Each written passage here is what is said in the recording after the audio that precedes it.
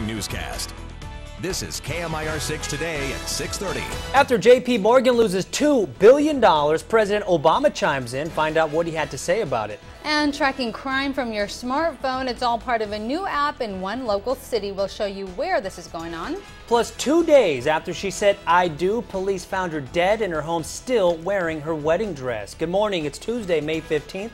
I'm Anthony Alvarez. And I'm Gloria Rodriguez. Thank you so much for joining us on this Tuesday morning. Let's go right outside and take a look at how it's looking out there. Nice and sunny. Another sunny day here in the Coachella Valley. I feel it heating up already. It's only 6:30 and the heat is starting. Of course, let's take a look at some of the temperatures that we have early from Mike Chalinas. 102 in La Quinta. Going to see a high of 102 in Palm Desert today, and if you want to cool off by 2 more degrees, all you have to do is head up to Desert Hot Springs to be a nice even 100. And of course, Mike Chalinas will join us in a little bit to give us our full weather forecast. Well, first he faced the public, now his own bosses. After a tell-all interview with NBC about his bank's $2 billion loss, the CEO of J.P. Morgan Chase explains at a shareholders meeting today how it all happened. One executive's already gone as a result. Could Jamie Dimon be next? Tracy Potts has a story from Capitol Hill. But I think they stopped a system for getting today. J.P. Morgan Chase CEO Jamie Dimon faces shareholders for the first time since admitting risky hedging led to a $2 billion loss. We're still going to earn a lot of money this quarter, so it isn't like the company's jeopardized. But his job could be on today's agenda, whether to split the company's chair and CEO. Right now, Dimon holds both positions. Elizabeth Warren, a Massachusetts Senate candidate who designed the Consumer Financial Protection Bureau, says Dimon should give up his board seat at New York's Federal Reserve. This is about accountability. At some point, you just have to be accountable, and you have to say you don't get to be in a position of public trust when you're engaging in practices that you yourself describe as sloppy and stupid. The bank has lost over 12% of its value in just 5 days, but analysts say it'll survive. It's 1/1000th of the value of this bank is $2 billion. It doesn't mean a thing. They're going to earn something like $15 to $20 billion this year. On The View, President Obama emphasized this time taxpayers were not left holding the bag. You could have a bank that isn't as strong, isn't as profitable, making those same bets, and we might have had to step in. And that's exactly why Wall Street reform is so important. Tracy Potts, NBC News, Washington. California's budget woes are even more serious than originally thought, and Governor Jerry Brown says there's no easy fix. Governor Brown broke the news in Sacramento yesterday. The revised budget deficit is $6.5 billion more than what he anticipated in January. Some of that is due to court rulings which prevented the state from making cuts to social service programs. The Democrat unveiled plans to cut spending while raising revenue through a temporary tax hike. The governor pleaded with voters to pass his tax plan at the polls in November, calling it reasonable and fair. We have more spending obligations than we have revenue. I've bumped up the revenue on condition that people say yes. If the people say no, then we'll have those trigger cuts, and it will be felt at UC, it'll be felt at the Cal State campuses, and it'll be felt in every school district in the state. The tax initiative would include a temporary tax hike on the state's wealthiest residents, as well as a temporary sales tax increase. Brown's budget for the fiscal year starting July 1st proposed more than $8 billion in spending cuts. And right here in the Valley, our economic forecast will be the focus of a conference held in Indian Wells today. Internationally known speakers and panelists will be on hand for the conference at the Miramonte Resort and Spa. It starts at 7 o'clock this morning, and it's hosted by Claremont McKenna College and UCLA, along with the Coachella Valley Economic Partnership. Wow, he called them trigger cuts. Yeah. So if we don't pass those initiatives, it could affect our schools. That's a scary thought. It is scary. Just more and more cuts, it sounds like, and it's just not good to hear. But it'll be interesting to see what they say in the economic forecast today here for our valley. He did make it clear before he got elected that he would make some tough decisions, so we'll see how that turns out. Time now for a check on our weather. Meteorologist Mike Chalinas joins us with your lifestyle weather forecast this morning. Hi, Mike. Good morning and happy Tuesday. We're just a little bit cooler today than we were yesterday at this juncture by like 1 degree. 73, a pretty good starting point for us around the valley. Up to 98 degrees by lunchtime, but just 101 for the afternoon high. Today it was 105 yesterday, so we're cooling off here a little bit. Northwest winds will kick up and get active again second half of the day. We have a roller coaster ride temperature-wise coming our way, which features almost a 15-degree span in afternoon highs. We'll come back, talk about that in just a bit. All right, Mike, thank you. Today, expect delays at a busy Palm Desert intersection for road work. From 5 until 10 in the morning, one lane will be open in each direction at Monterey Avenue and Fred Waring Drive. The lane closure is required for slurry sealing. You can use Portola, San Pablo, or Bob Hope Drive as an alternate route. An emergency drill today at the Palm Springs International Airport. The drill will simulate an aircraft emergency so that airport staff and aid agencies can practice how to respond in such an emergency. The triannual aircraft rescue and firefighting exercise will be going on at 9:30 this morning right there at the airport. Federal investigators with the ATF and FBI are now investigating the 6 pipe bombs found in Palm Springs. A $15,000 reward now offered for tips that will lead to an arrest. The latest pipe bomb was found Saturday morning on Verona Drive. 6 have been found since Tuesday in an area near San Rafael and Indian Canyon Drive. No one has been hurt by the devices, and police say the bombs are about 6 inches long and are either plastic or metal piping stuffed with explosive materials. If you see one, you're asked to stay away from it and call police immediately. The construction of these devices is rather unsophisticated. There's a fuse on them, there's no timed ignition device or anything like that, and all of these devices would need some sort of ignition source to be detonated.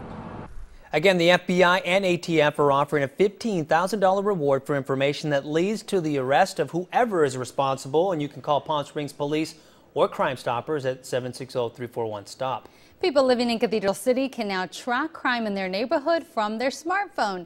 The police department launched a free app showing recent crimes by location. Officers hope the app will help residents better understand crime trends and help lower crime in their area. Users can also sign up for Neighborhood Watch reports that automatically email them any recent crime. For a link to download the app, just go to our website at KMIR6.com. Well, it's been forced to close during heavy rainstorms because the Whitewater River runs through it. Now there's a plan to build a bridge across this problematic spot in Rancho Mirage.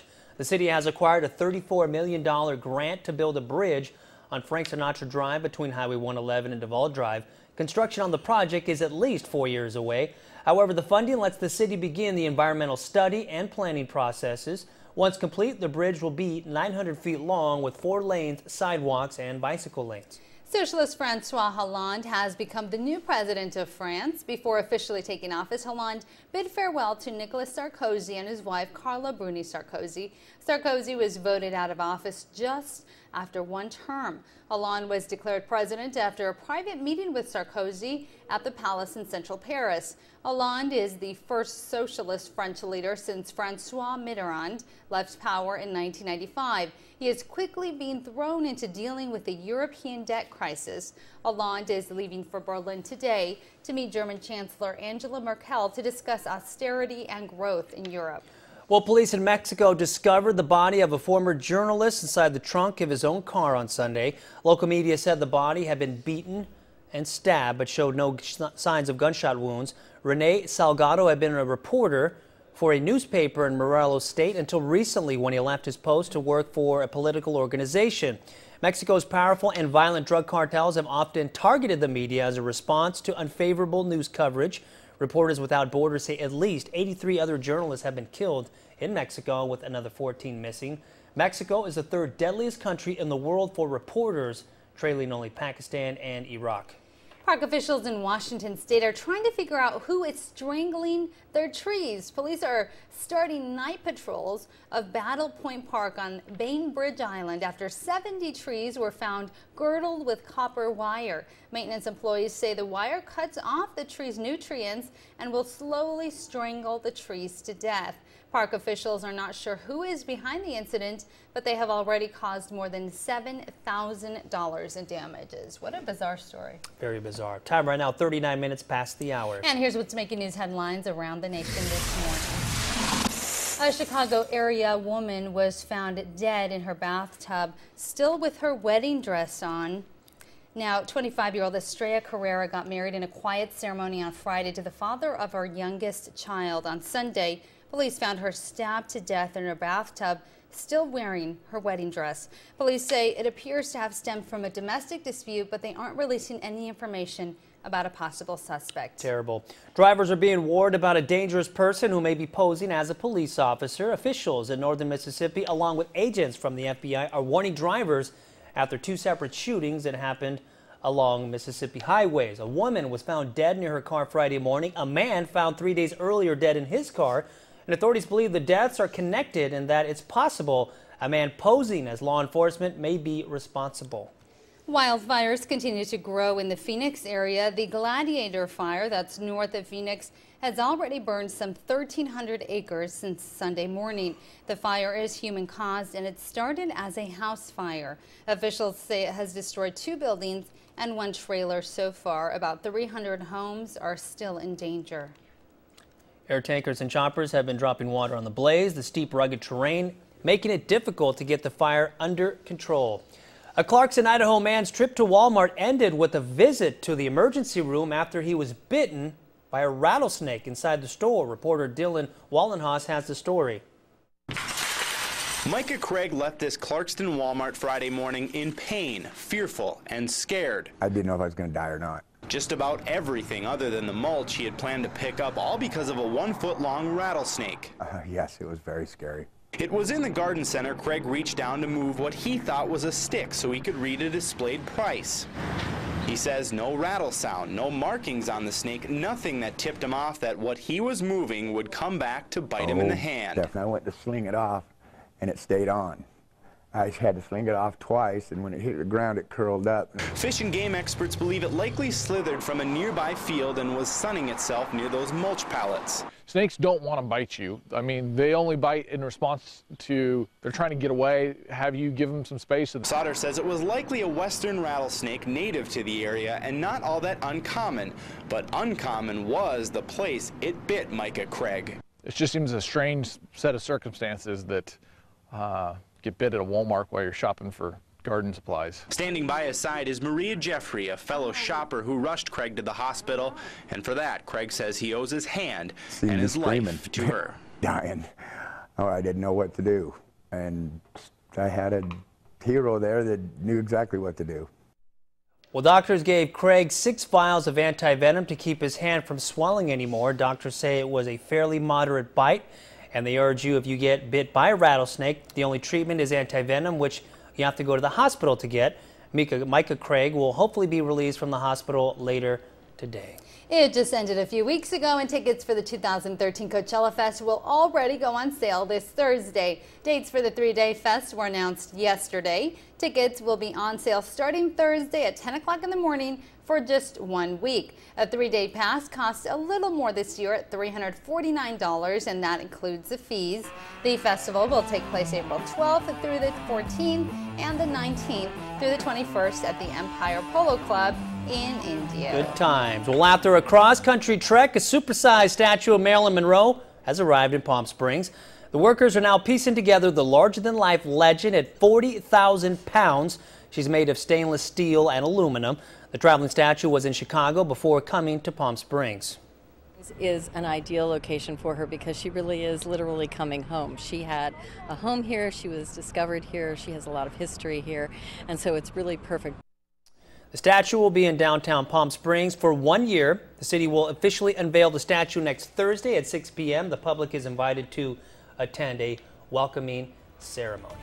It is now 43 minutes after the hour, and still coming up after the break. The dream of a lifetime, millions of dollars transferred into her bank account by accident, but when she decided to flee the country, that's when things turned into a nightmare. That story is next. Now let's take a live look outside. This is our Fantasy Springs Cam. We will tell you if it's going to stay hot this week. Stay with us.